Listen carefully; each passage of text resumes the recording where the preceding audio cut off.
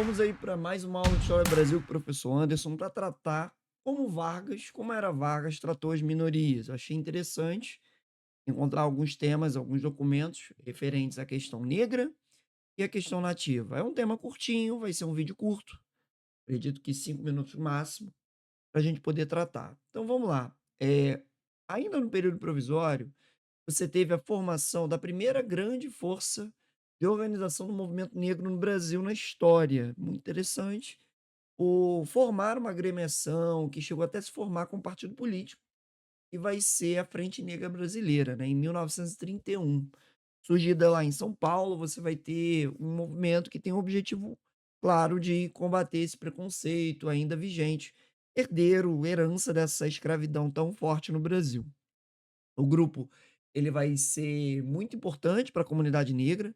Eu vou ter organização de bailes, organização de cursos, curso de corte e costura, vai ser mantida uma escola primária voltada para pessoas negras, você vai ter curso de educação física, de música, de teatro, de inglês, então assim, vai ser bem legal, mostrar que essa comunidade negra ela vai se organizar.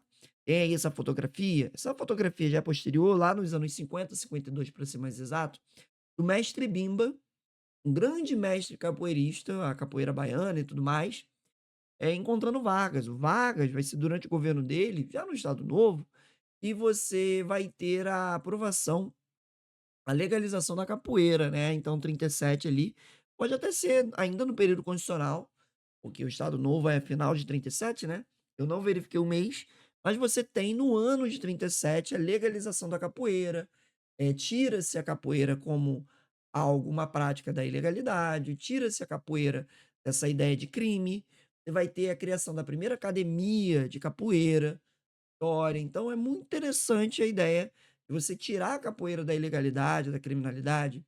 A capoeira foi associada à vagabundagem, na República Velha, então Vargas ele é malandro, ele é muito malandro, muito esperto. Os negros eles vão ter o movimento negro, a Frente Negra Brasileira. O jornal A Voz da Raça tem, inclusive, eh, um uma imagem de edital não, de publicação do jornal. O jornal publicava cerca de 5.000 exemplares ao mês para divulgar, o que a população negra estava fazendo, o que a Frente Negra estava defendendo. Então você tinha uma organização muito pautada para a defesa desses interesses. Já aí tem a imagem do primeiro congresso afro-brasileira em Pernambuco, no ano de 34, é o resultado dessa Frente Negra Brasileira. Você vai ter as mulheres atuando a partir do grupo Rosas Negras, que atuavam, principalmente para poder organizar festas e bailes negros. Você vai ter a Cruzada Feminina, que vai fazer uma política assistencialista negra, para ajudar as pessoas moradoras de rua, as pessoas negras. Então você vai ter um trabalho muito interessante quando você olha essa comunidade da Frente Negra Brasileira, essa organização. A Frente Negra, ela é uma coisa engraçada. Por quê? Porque você vai ter vários grupos de políticas diferentes, de alinhamentos políticos diferentes. Então, no mesmo grupo eu vou ter a mesma Frente Negra, comunistas, integralistas e até monarquistas. Então é muito doido imaginar isso. Mas é aquele pertencimento pela ideia da cor, pela ideia da raça, pois afinal o comunista negro, o integralista negro e o monarquista negro só preconceito do branco da mesma forma, então o preconceito de certa forma unifica essa luta, essa pauta, racial nesse sentido dessa luta, acho interessante isso. E a Frente Negra ela era muito agradecida ao Vargas quanto ao que o Vargas fez em direito trabalhista, então é bem legal pensar isso. A FNB ela cresceu muito, em 36 ela tinha núcleos em várias regiões do Brasil, Bahia, Rio Grande do Sul, Pernambuco, São Paulo, Rio de Janeiro. Chegou a reunir 200.000 integrantes, um número elevado de pessoas, chegou até a formar partido político.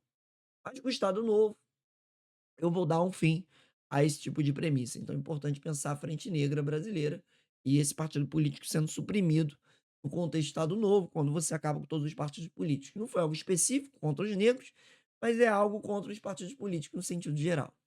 E uma outra coisa também que é legal pontuar no período Vargas é a questão dos nativos. Os nativos nunca tinham sido abordados num texto constitucional no sentido de defender as suas terras, de entender que o Estado tem responsabilidade sobre eles.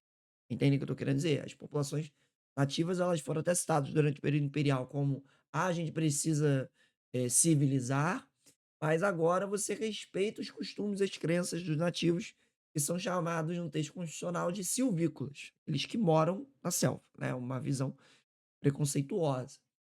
Vai se defender na Constituição, tem inclusive artigo, aparecendo aí, artigo que fala que suas terras devem ser protegidas, né, desde que comprovado que eles moram ali como comunidade permanentemente, então se mora naquele local, tem que proteger, né.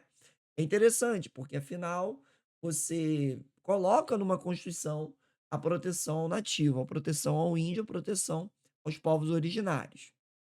Na Constituição da República Velha eles não apareceram também, como um elemento que deveria ser protegido. Então, em 34 que inaugurou isso. Só que cabe destacar, para não deixar nenhum buraco, que desde 1910 você teve a criação do que vai se tornar o SPI, o Serviço de Proteção ao Índio, que vai perdurar ali até os anos 60, quando você tiver a criação da FUNAI. O SPI, ele vai ser uma ferramenta criada pelo decreto número 8.072 de 1910, mas, de novo, é importante destacar que não havia nada previsto na Constituição, foi um órgão criado à parte. O SPI, ele coloca o governo federal assumindo essa política indigenista, tendo uma preocupação com as fronteiras, com o interior do Brasil. Então existe uma malandragem ali de tipo: olha, o Brasil, a boa parte do território do interior, está desguarnecido, então a gente precisa olhar essa política indigenista, ocupar esses territórios. Aí nesse papel vai ter o Marechal Rondon, e vai ser o diretor da SPI em vários momentos. Ele é diretor a primeira vez, ele teve papel fundamental na ocupação e no mapeamento do centro-oeste, da região norte, então de Mato Grosso até o Amazonas.